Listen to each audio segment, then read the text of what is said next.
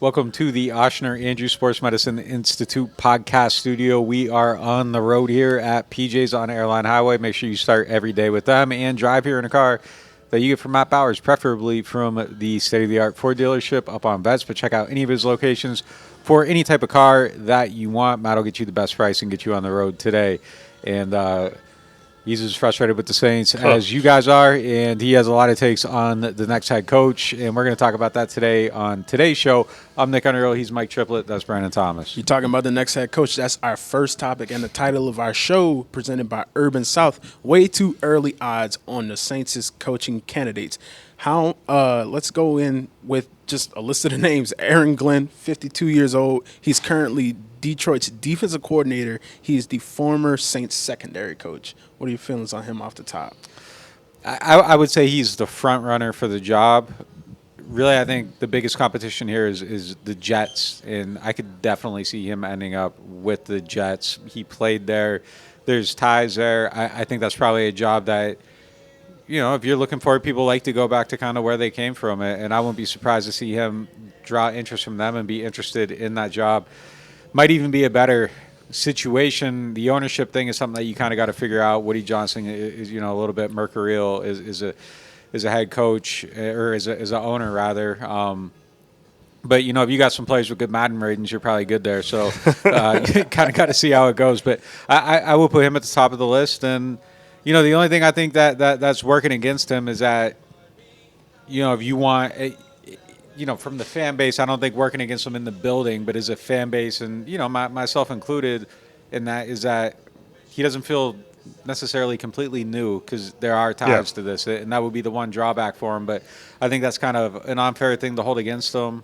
You know, either you're good at the job or you aren't, and we'd find out if he was in it. But I like the pedigree. You take that part of it off, and you know, he looks like the right type of guy.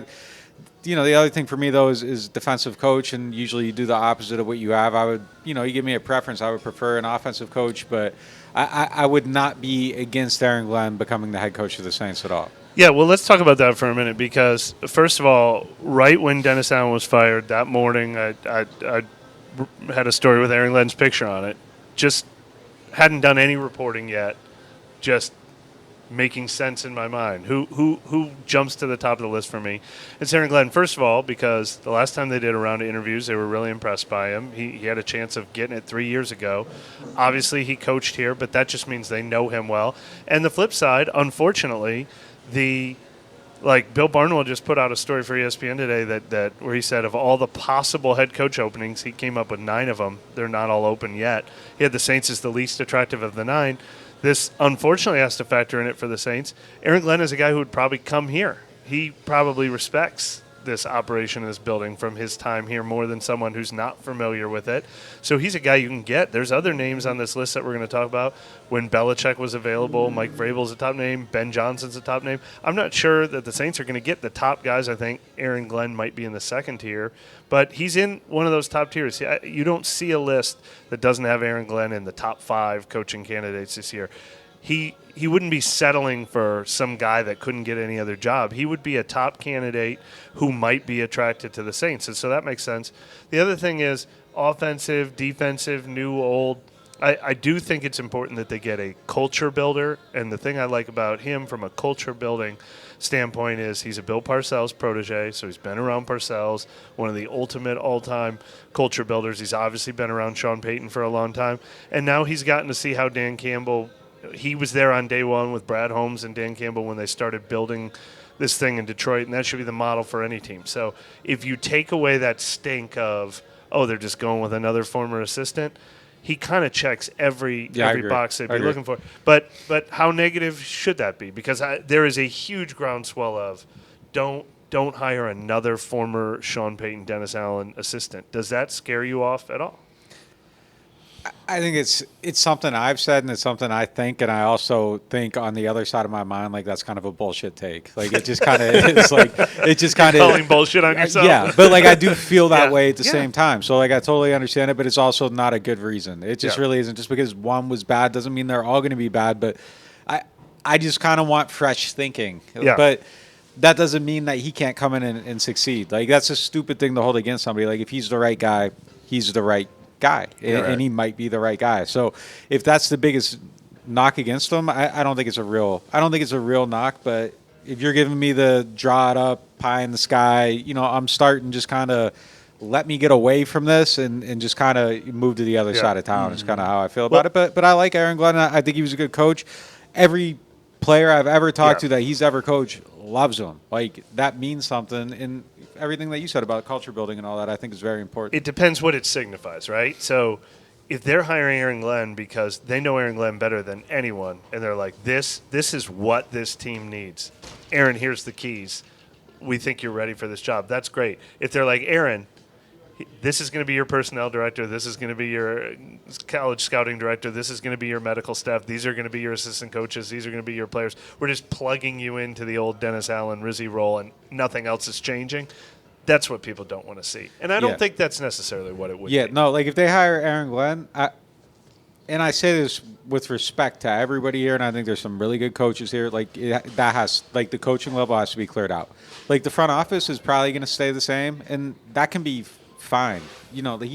He's not Mike Vrabel. Like, Mike Vrabel should be able to kind of come in and call some shots and make personnel decisions. Yeah. Aaron Glenn has never won a game as a head coach. Like, you don't kind of want to give somebody all the keys right away, and that isn't how it works anywhere. Like, even with Campbell and Holmes, like, they're both coming in, but there's a guy on that's leading things, and there's a guy that works below him, and Dan Campbell's, was working below him. I'm sure there's been, like, more collaboration, but as you earn things, you get more voice. But I don't think that you bring in Aaron Glenn or even Ben Johnson and say, hey, you make every personnel decision, you hire your front office. No, like, they haven't earned that yet. So I'm okay with that, but the coaching staff thing, it can't be like last time where it's like, well, here's your OC and your offensive staff, and like, let Aaron Glenn build his own staff. Like, I don't want to see like if there's a person or two he wants to keep, cool, but like, I don't want to see what it was last time where it's like, we're gonna kind of cut it out and put you right here over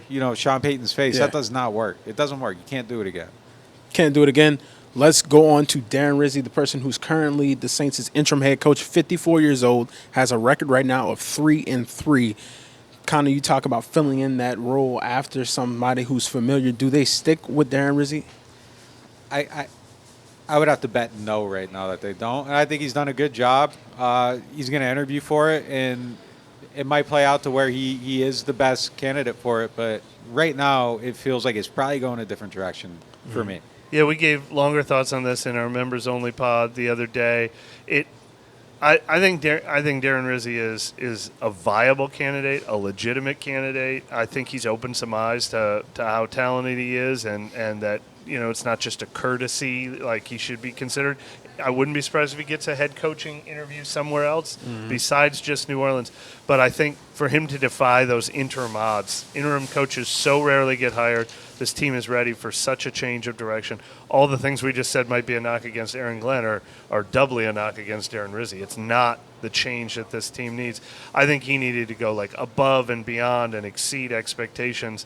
And now that he's 3-3 and they just lost a game 34-0, he hasn't gone above and beyond. Like we said, the Rizzi magic is gone. He's just a good coach, but he's not like a world-changing coach. Yeah, I feel bad for him too because Yeah. I mean, you can't pull a rabbit out of a hat if you don't have a hat, and like there is no hat. Like the quarterback's gone, the receivers are gone, Alvin's gone, Taysom's gone, McCoy's gone, Lucas Patrick is gone. Like you just can't. Yeah. You can't. But it's just the situation is what it is, and for what you said to overcome the tie-in and like let's just keep going down this path. Like it had to be overwhelming, and it just isn't. It just isn't, and it's impossible to be overwhelming right now. And with all respect to that, I feel like he got kind of dealt a little bit of a foul hand on his chance here, and it just kind of fell apart real quick with all the injuries right after he took over. But it just is what it is. I was playing around with the title being the odds, though.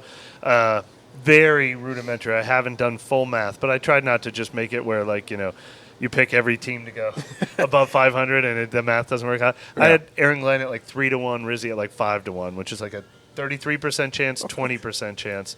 Maybe that's I think I feel okay about that. Maybe 6-1 or whatever, but I still have him number 2 on the list of individual names if you're doing that odds thing that Vegas puts out. Well, I mean, we know who's setting the odds here, so I don't think that's outrageous. Yeah. They Yeah. like comfort, they like Yeah. familiar. I mean, he's comfortable and he's familiar, so Yeah. you can't count it out. And he hasn't done a terrible job. Yeah. He's a viable candidate, as you said. So it's hard to play some If this odds was the because last time around, we'd probably give him 80% chance. Like, I mean, when they were like, we like our culture and we don't want to change our culture, he would have been an overwhelming choice. I kind of feel like But they have to realize not to it do feels that like the again. wind is just out of Yeah. out of the sails right now. No, for sure. I mean, with the amount of injuries coming into his tenure as interim coach and then the continued injuries, the offensive side of the ball, they weren't able to score any points the other day. Well, you look, no starting running back, no starting quarterback, no starting wide receivers. Yeah. It's tough. It's tough to make that happen, and just to get the short end of the stick like that is rough.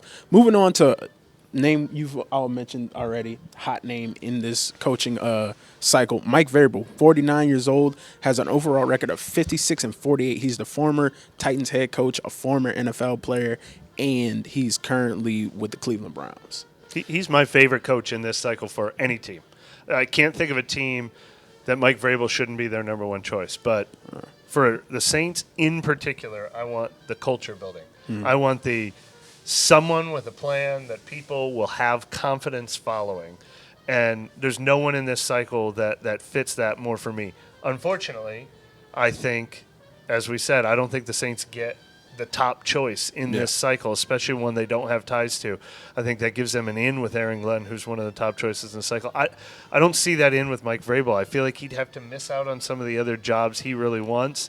There's also the possibility that if the Patriots don't fire their coach, he might sit out another year and try to get that Patriots job. Yeah.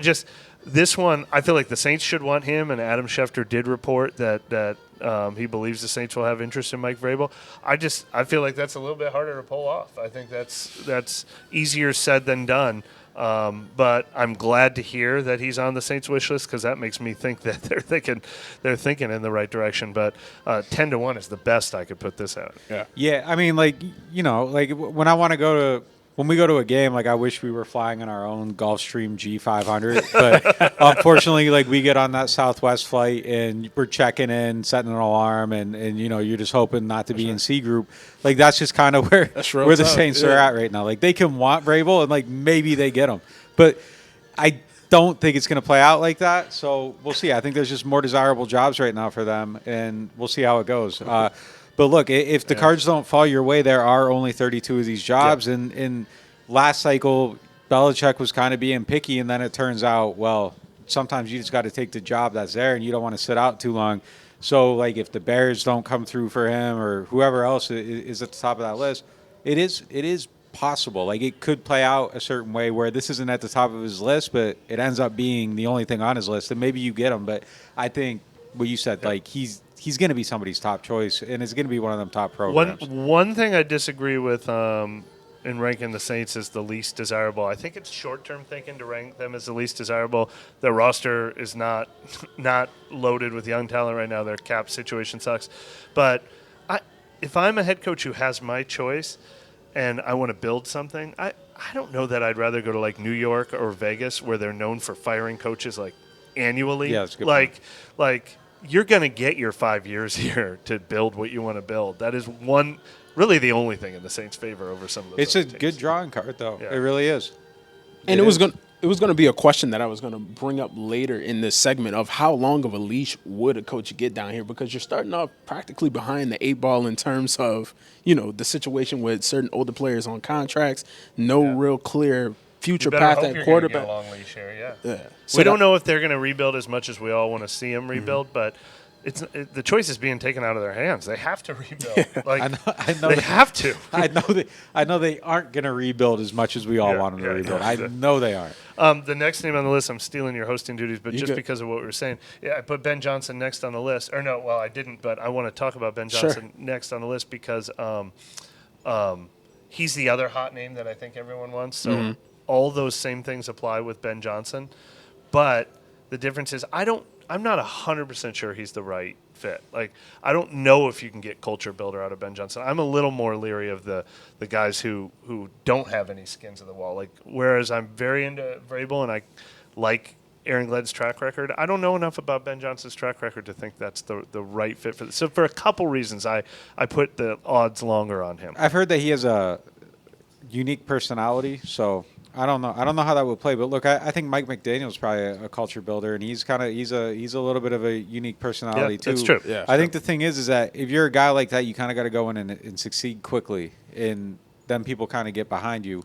But he's like so damn good that I think like it doesn't matter. Like the fake fumble, like all the stuff he does. There's no way that people wouldn't like. He's so brilliant that I think people would eventually get behind him. But I think you need to have like an enforcer on your staff if you have somebody like that. And I believe he'd probably be able to put together an amazing staff. He just needs to have the awareness of kind of what he needs. But I would put his odds the longest out of anybody on here because he wants to be a head he's coach. not going to want this job, and there's going to be a better job available. Yeah, that's the thing. Like you said earlier with choosing the flights, Christmas just passed. You could write whatever name you want on the list. You could want the Benz. You ain't got Benz money if you don't have the resources to be able to handle that and get that. It's not going to happen. So, yeah, that's a great point. Next up is Pete Carroll. He's 73 years old. He has, the longest tenure on this entire list. He's 181 for 131 and 1. He has a tie on there. He's a Super Bowl winning head coach, but he's old. That's the thing. But he has that like players coach kind of. He's an energetic guy, though. I would love them to get him. Honestly, you would? Yeah, I would be into it. I think he's someone that can build a program. I think he could probably heal some of the stuff that's been wrong here, and I think that he's a somebody who has a strong voice. And if you're going upstairs to the second floor saying what you kind of need, like he's somebody that you're going to listen to and you're going to be open to kind of his thinking. And I think he's someone that can maybe have the influence along with the Vrabel to change kind of some stuff. And they're going to have to defer to him and give him kind of the things that he wants.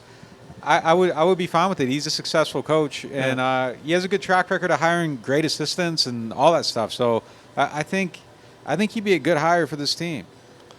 Yeah, I'm a little torn, but I like that. I like that idea.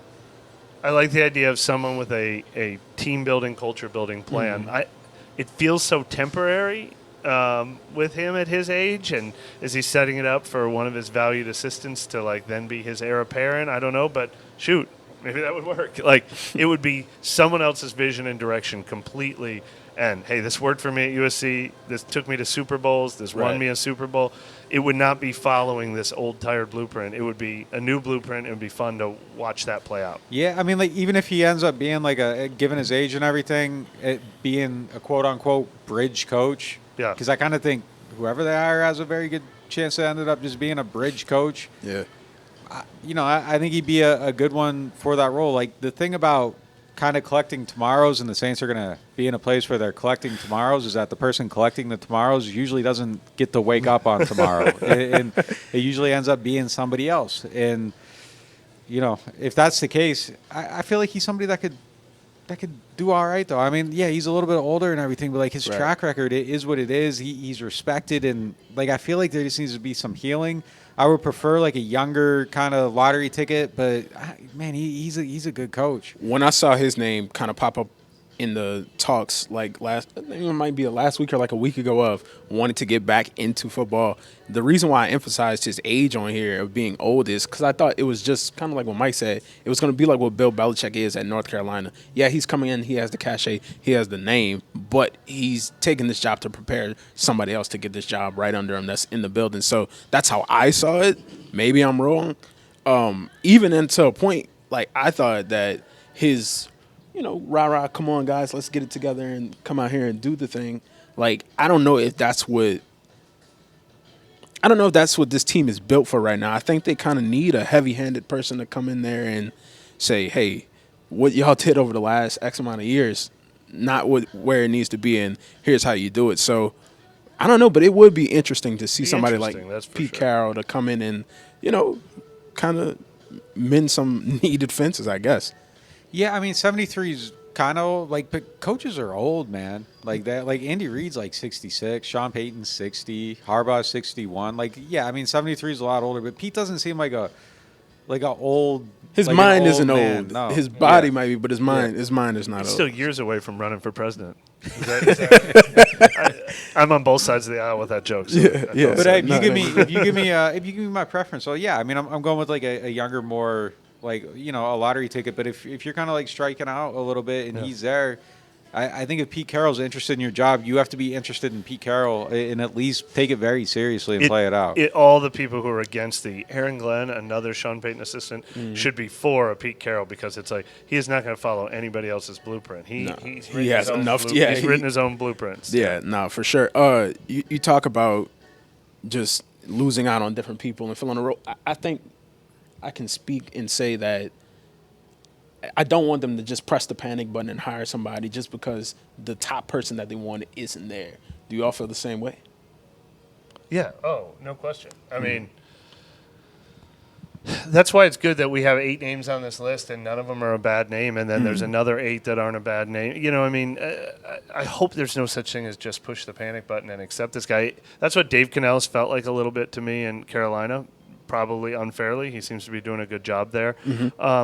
Look, that's the beauty of having a head coaching job in the NFL. Like, you're going to get tons of worthy candidates applying for this job. The panic button hire might be Rizzi.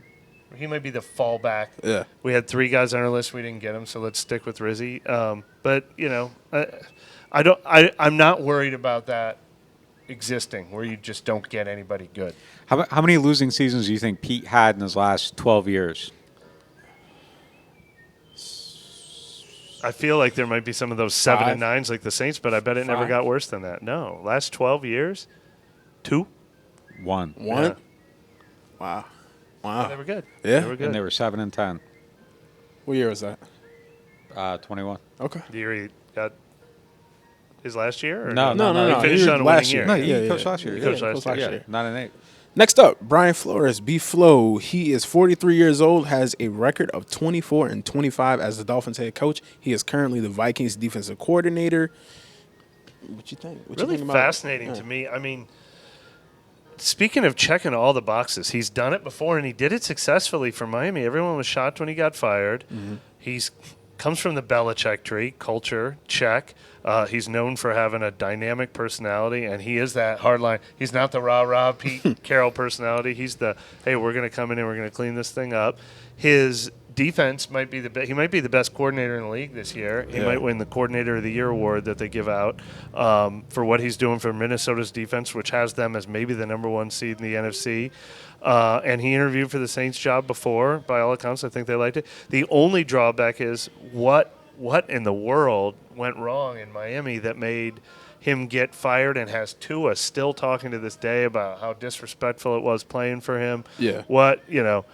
Who the Saints are going to have to find out all those answers about whether he's a fit or whether he's not a fit. But otherwise, I would think he should be high on this list. Yeah, I mean, I think the thing against him is just kind of a tough personality. But maybe he's learned how to maybe do what he's got to do, but like communicate a little bit more effectively, like the Tua thing. But like that could just be Tua's experience too, and it might not be everybody else's. It's insane he got fired after going 10 and 6 and 9 and 8. Like that's insane. How does that even happen? He's done a really good job. I don't know enough about him. I think the biggest knock against him is just if you're scared of the Belichick assistants, but it seems like he kind of bucked that trend. Like 10 and 6 and 9 and 8 feels like succeeding. So and he's killing it as a defensive killing coordinator. It. Right? Like the most creative, maybe both sides of the ball, like the most creative coach in the league right now. Feels like a guy who definitely is confident in what he's doing. Yeah. So, yeah. And then the last name, familiar name down here, not in terms of the NFL, but for what he did at LSU in 2019 as the passing game coordinator. I mean, dude had 5 wide receivers on the field, but then like 2 of those dudes are probably going to be Hall of Famers. Yeah. It's Joe Brady. He's 35. He's the Bills' offensive coordinator. What do you think about that? Because I know he's a hot name. I put his name on the list because everyone seems to put him on the list that writes about the Saints, but I think that's just, hey, he was a Saints assistant coach, and now he's a hot coordinator for one of the best teams in the league. That does all make sense, but I've never gotten the impression. I know Sean Payton didn't regard him that highly. I don't know exactly how everyone in the front office feels about him, but I don't feel the same way I feel about Aaron Glenn, where he's this guy who was in the building for 5 years and he's beloved and held in high esteem. He may get an interview. He may be respected. He's obviously doing a great job in Buffalo, but I am not. I have longer odds on this than I think people are just looking at it on the surface feel. I don't know how to feel about him. I feel like I kind of have a blind spot. Yeah. Because like the Carolina thing felt like it went so bad, Yeah, and that I'll just never yeah. forget Teddy talking about how they didn't even like practice red zone or anything like that. So I think he's probably obviously learned from his mistakes. I just don't feel like I've kept a close enough eye on him, and I feel like I'm judging him off of that one stop, and I just don't know what to think about it. He's the one name on this list to me. Kind of Ben Johnson too, just because of what they say his personality is. But I think, for me, in my eyes, with Dennis Allen, the thing was you had a lieutenant trying to do a general's job. So I don't know if Joe Brady is just a great lieutenant that if you promote him to general, the lights might be too bright. I think for everybody, they might be at a certain point, and then you just find out how to operate it. But I just don't know if he is, that type of personality and guy to be able to say, hey, like, I'm the head coach, straight up. You do what I do. You can't just sit there and focus on just, like, the offensive passing game and the offense. You have to command an entire team and an entire organization, especially, like, with the way the Saints are right now, kind of rudderless without a captain. You have to set the standard on what this is going to be going forward. In my eyes, that's what I see him as. I don't really know him too much outside of kind of what I've seen at LSU and with his time in the league. It's tough, but like LSU was a long time ago. It was a long time ago. I feel like I have a significant. It was pre-COVID. Yeah, I feel like I have a significant blind spot for him. And you said he's what, 35? Like, yeah. The maturation between 29 and 35 is crazy. I mean, he could be totally ready. I can't speak on him because I just don't feel like I know enough about him. And then if your highlights being next to Josh Allen, I don't know. I don't know how to judge you off of that. So he's somebody that I definitely got to take a closer look at, and I don't want to be dismissive because I feel like he could be maybe a legitimate candidate just because of the pedigree and having ties and all that stuff. So, I feel like I'd be unfair to him if I really dove into it. Yeah. Any other names that weren't mentioned here that kind of stand out, like a possible Gruden brother or anything? Cliff Kingsbury's going to get some attention. He's doing a good job in Washington. He's another second-time head coach. Vance Joseph could be a second-time head coach. He's doing a good job as the Broncos defensive coordinator, speaking of having Sean Payton ties. And look, there's so many young coordinators that we just don't we don't ever know about until we do. I mean, I know Jesse Minter. Is that his name? Jesse Minter, or Mike Minter? I'm getting the player and the coach confused. Defensive coordinator under Jim Harbaugh is getting some attention. Offensive coordinator under LaFleur in Green Bay is getting some attention. There's obviously the Chiefs' assistants, second-time guys, Spagnuolo and Nagy. There's so many guys that we couldn't even begin to scratch the surface, but I think those are the ones who've most often been assumed and linked to the Saints' job. Got any name you think about? No. All right. Let's move on to our next segment presented by Rouse's, the official supermarket of the New Orleans Saints. Which injured Saints could return this year? There's only 2 games left. Derek Carr, he's on the list. Alvin Kamara, Chris Olave, Eric McCoy. Carr's out with a hand, Kamara with an abdomen, Olave with a head injury, and McCoy recently added to this list with an elbow. I think the only ones that could possibly return this year are Carr and Alvin, and I kind of feel like Alvin might have a better chance of returning than Carr right now. Okay. For that final game against Tampa. He's definitely working hard to get back. I haven't, like I said, from the day Chris Olave got hurt, I don't think he's going to return this season. I still don't think he's going to return this season. Rizzi basically already said that McCoy's done for the year. So I think it's just Alvin trying to get back, and maybe he gets those 50 yards against Tampa, but maybe, I don't know, if they lose this week, maybe it's just not worth it for anyone. But I know that means – it must mean something for him to get his first 1,000-yard rushing season, and he's so close, and he worked so hard to get it. I think he's doing double and triple time. I know he's doing double and triple time trying to get back for that final game.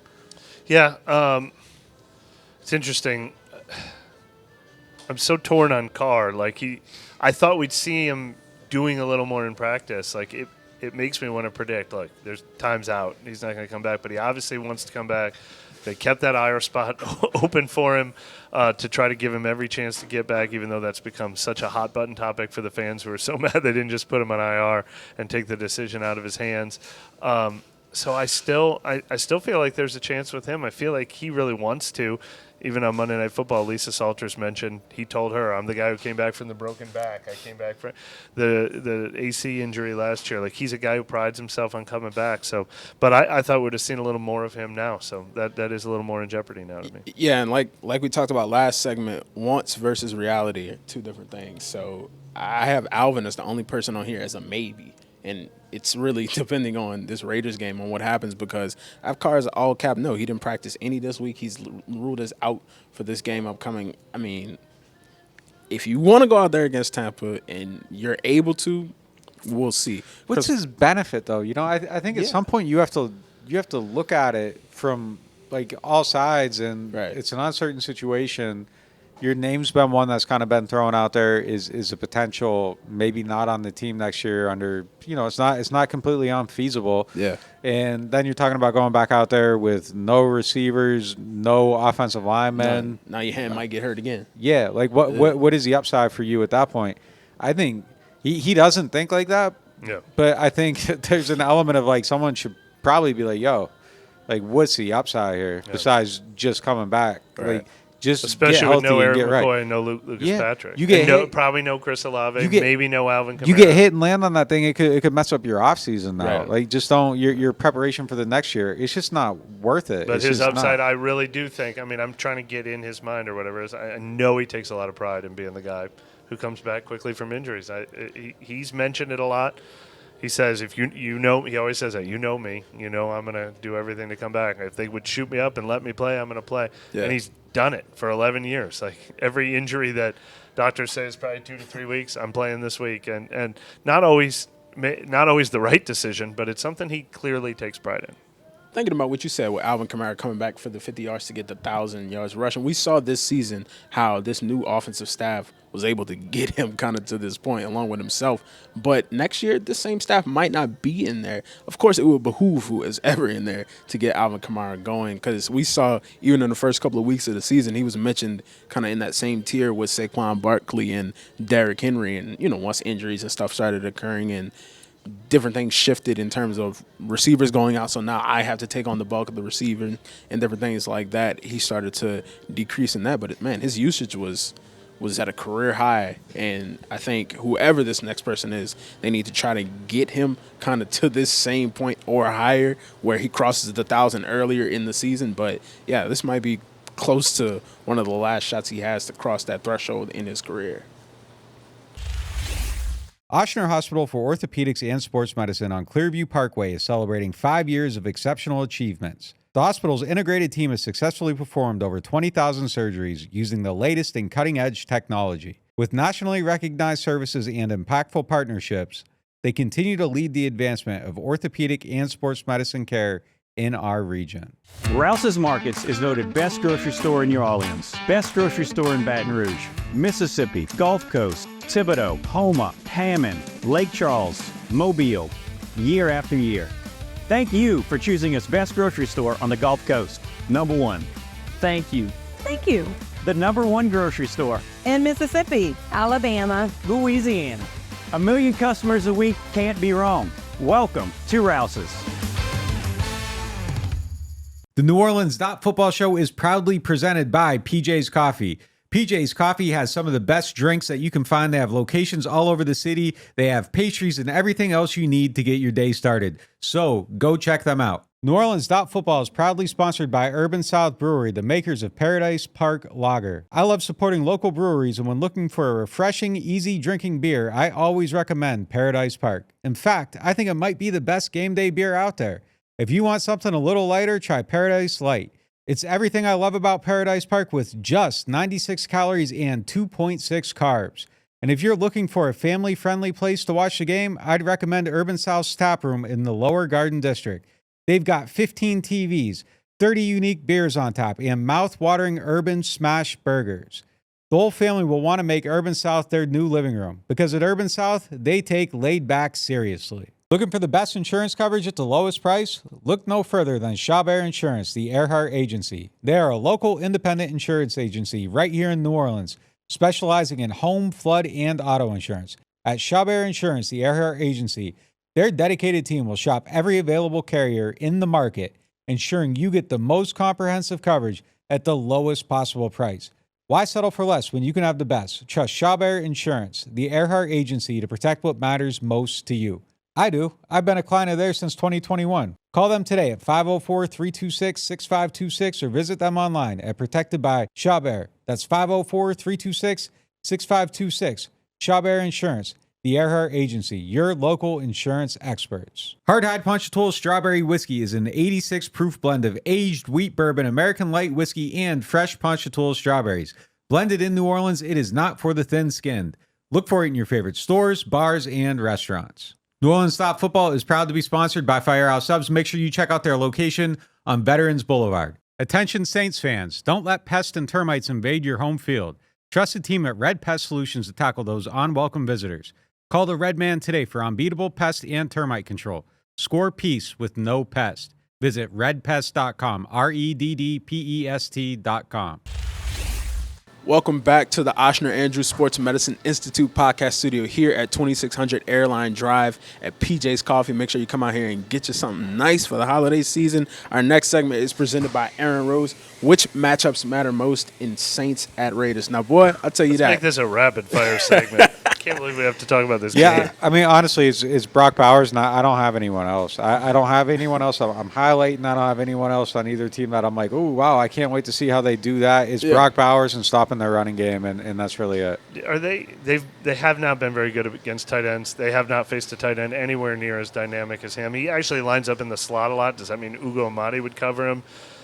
Pete Werner, Tyrann Mathieu, zone coverage will be a part of. I mean, have you ever seen anything that works for this team against tight ends that gives you any faith that they can contain him?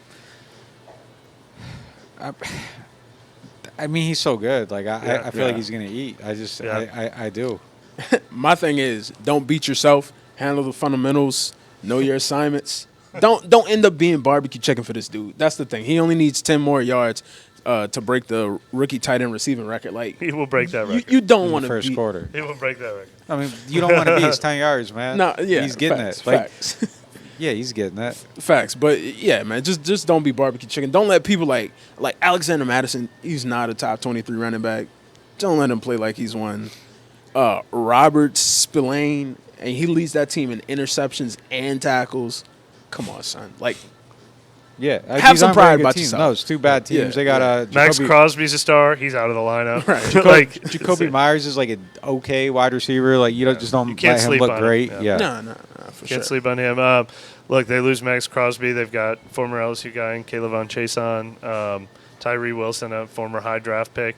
Neither one has blown the doors off, so that matchup against the offensive tackles or whatever. But, yeah, I mean, look, it's going to be a tough watch. You are a diehard, loyal Saints supporter who just likes to enjoy the Superdome experience. If you're going to come sit through this one.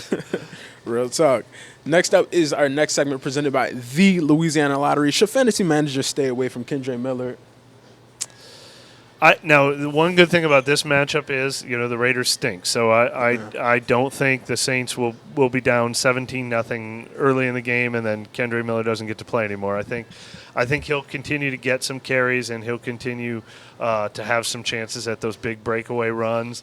Maybe he'd get the first goal line look on a short yardage touchdown run. So this could be a matchup where if you're desperate because of all the running back injuries around the league, he's a guy who I wouldn't be shocked if he has 80 yards and a touchdown upside in this game. But I think we very clearly saw it. Nick's been reporting it. Like there is something he hasn't earned in the way of playing time yet.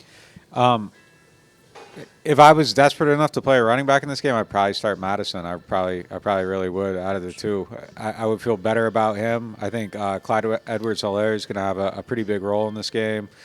And I don't know what to expect from Kendre because he very clearly on multiple plays, yeah, and there's no interpretation here, is clearly lining up wrong. And I don't know I feel like he's going to get used because he has to get used, but I don't know how much he's going to get used. So I think it's very much up in the air. And if I'm seeing it, I mean, man, like we saw him get benched. I know we can like say, no, he wasn't part of the 2-minute Rizzi. Oh, he wasn't part of the 2-minute. Yeah. He's part of the 2-minute a week before. He came out of that game immediately after lining up wrong, I think on back-to-back plays.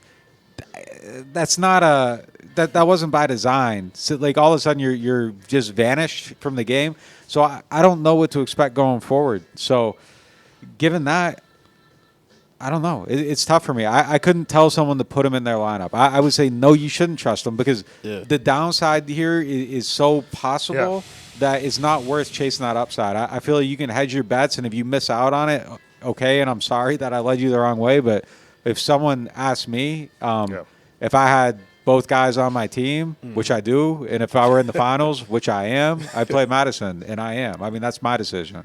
That's real tough. Well, speaking of matchups in this game, the Saints' run defense has been a disappointment all year. Last year, they decided they were done tackling for the season, apparently. So unless that changes, having a Raiders running back would probably be more attractive than it usually is. And I'll probably end up being super wrong on that, but like it's a bet that I'm just like not comfortable. Yeah.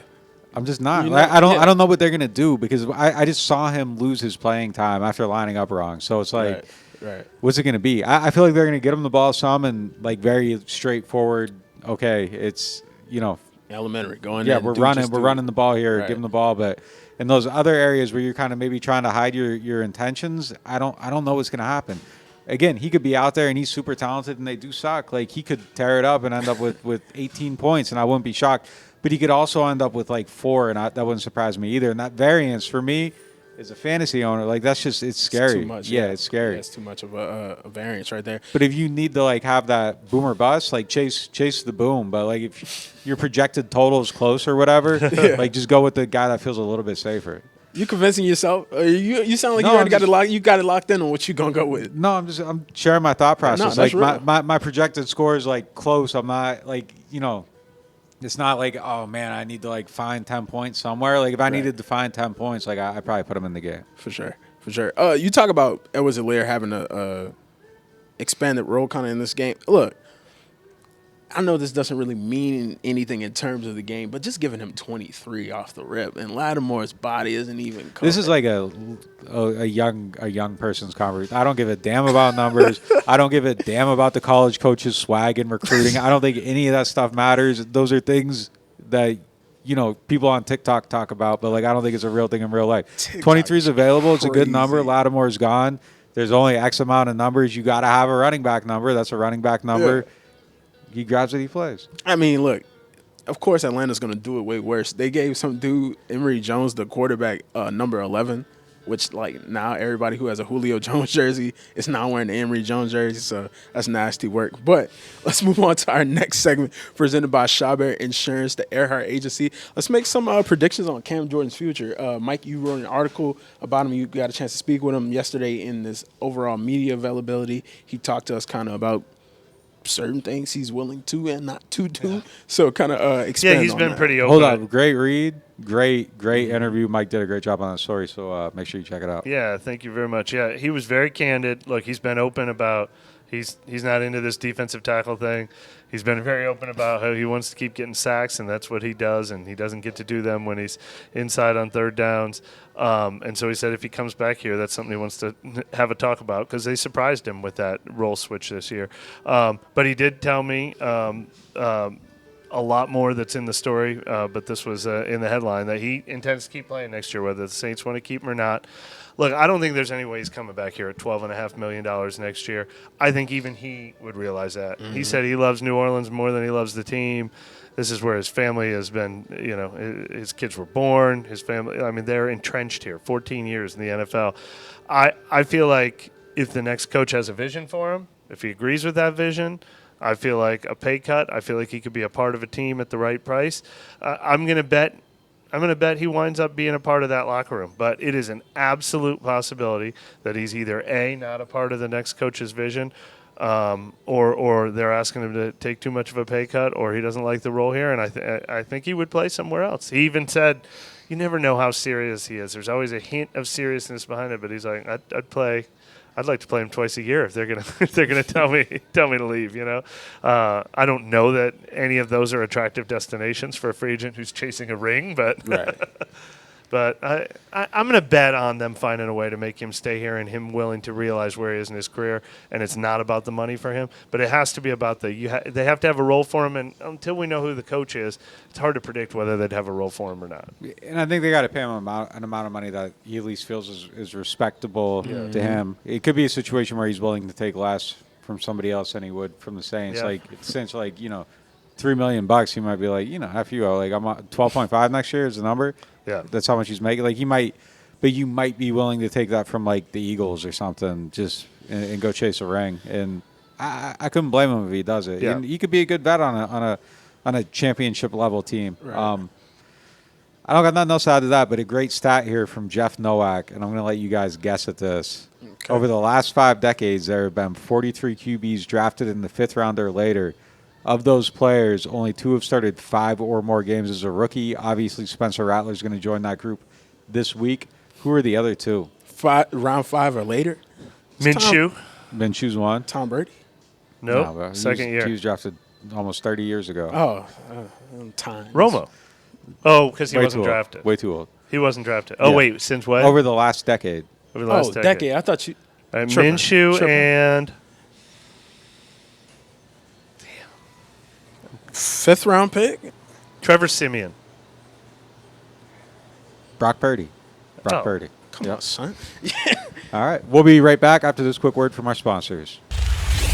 Total Maintenance is one of the largest locally owned home and commercial service providers in South Louisiana and serve the greater New Orleans and Baton Rouge markets. They have a membership program that gets you 2 tune-up visits for AC and heating, as well as club membership discounts of 15% on all repairs, half off of all diagnostic charges, and 3-year warranties on most repairs for membership clients. This is usually priced at the low price of $24.95 a month per system, but if you tell Total Maintenance that you found them through NOF, they'll lower the price to $20.95 per month per system for as long as you keep the membership active. Services include AC and heating service and replacement, electrical service, plumbing service, as well as generator service and installation. They are Total Maintenance. Find them at tm-ac.com or give them a call at 504-841-3300, or if you're in the Baton Rouge area, 225-480-1000. Martin's is your go-to destination for everything merry and bright this holiday season. From an unmatched selection of bourbon, whiskeys, and wines to gourmet food, gift baskets, and catering, Martin's has all your holiday needs covered. Family owned and operated since 1946, Martin's knows the perfect ways to celebrate this season with loved ones. Visit them in Metairie, New Orleans, or Baton Rouge, or shop online for the ultimate convenience. Whether you're raising a glass or looking for the perfect holiday gift, make it an easy and cheerful holiday with Martin's.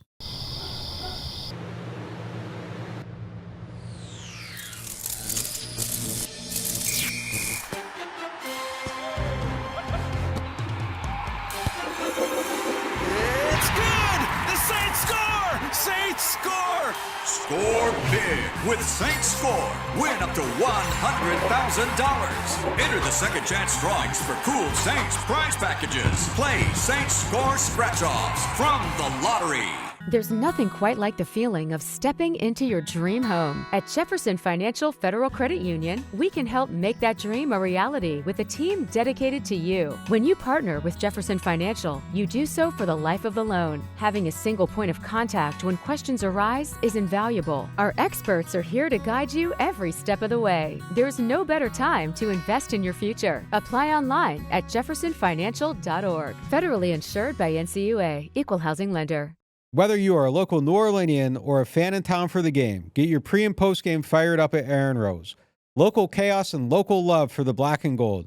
Wake up and live with daily drink specials, mimosas, screwdrivers, Bloody Marys, and hot or frozen Irish coffees, all just $3 or $4 between 10 a.m. to 2 p.m. Aaron Rose, half a block from Bourbon Street in the French Quarter, 811 Conti Street. Welcome to the Queen Casino, where entertainment meets unparalleled customer service. From our days on the water to our new land experience overlooking the Mississippi River, our dedicated staff is here to ensure your visit is nothing short of exceptional. Whether you are coming or going, our well-lit parking lot and security team provide guests with red carpet treatment. Our security team keeps watch so you can focus on fun and fortune. From table to table, our attentive staff is here to serve up the ultimate experience. Join us at the Queen Casino. Your royal adventure awaits. Welcome back to the Oshner Andrews Sports Medicine Institute podcast studio here at PJ's Coffee, 2600 Airline Drive. It is now time for our Martin Wine and Spirits questions of the day. Martin's is home to a wide selection of hand-picked barrel select bourbon, whiskeys, and more. Martin's is so much more than just wine. Today's first question is, what does Spencer Rattler need to show Sunday to convince the Saints not to draft a quarterback in 2025? I don't know what he can do. He can't do a damn thing to convince them not to draft a quarterback in 25. I don't think Rattler can do it himself. I do think we need to see another, especially if he gets 2 more starts, I think we need to see another hint of what we saw against Washington. Just a reminder that, hey, I'm a roller coaster, but you still got to have the ups that go with the downs too.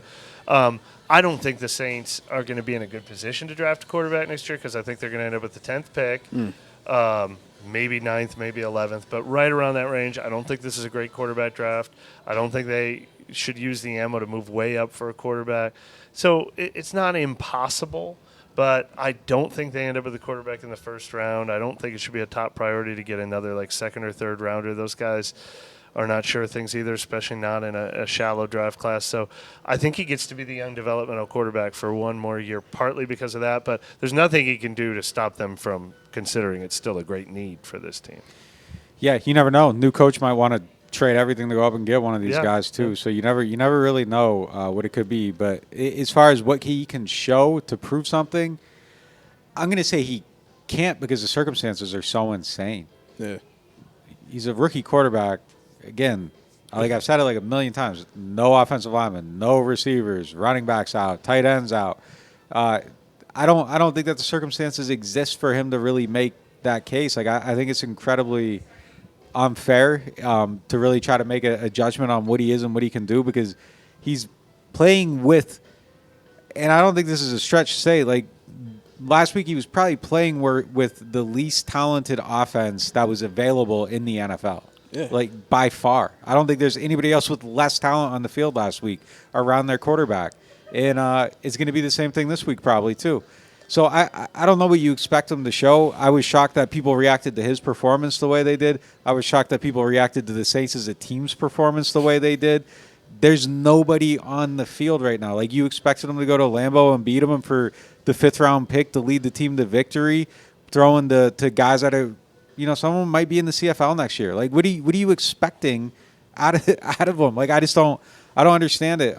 So I feel like it's incomplete, and I think it's going to be incomplete again after this week. Like there just isn't enough there. Like it's insane. But if beyond all odds, he somehow goes 17 of 23 for 298 and 4 touchdowns. Like maybe, but still, I don't even think that's enough to stop you if Cam Ward's sitting there at pick 9 or something like that. I just don't. That is the most accurate grade that you can kind of put on this whole situation for Rizzi and Rattler. Incomplete. You fail in the class. You don't want to drop the class. But you get that incomplete, you come back in the summer and make it up. And that's kind of what it is. Like, this is an incomplete. Next question. Do you expect any front office changes to come with the coaching change this offseason? And if so, what specifically do you expect? I don't have an indication that anything major will happen. I mean, we talked about the head coaches at the beginning of the segment. Is it possible that they want to have some input? Do they have any pro personnel, college scouting, GM that they want? I would love it if Mickey Loomis's vision included, let me find my Dan Campbell and Brad Holmes, and I could be an overseer to let that happen. But I also think if it's Aaron Glenn, I think it would be great for him to work with Michael Parrington and Jeff Ireland because I think they could have a great working relationship. Mm-hmm. So I think a lot of this is contingent on what the vision is for the next head coach. I'll defer to that. I mean, kind of the same thoughts. Yeah. That'll do it for this episode of NewOrleans.Football. If you're not subscribed, make sure you're subscribed. 2 points, 2 of the high points of being subscribed to NewOrleans.Football. Mike had an article that he just dropped that's incredible on Cam Jordan. And also, we had a discussion in last week's overtime about loyalty on the team and the team, having loyalty to certain players. We'll kind of get into more of that in this overtime segment. Catch you next time.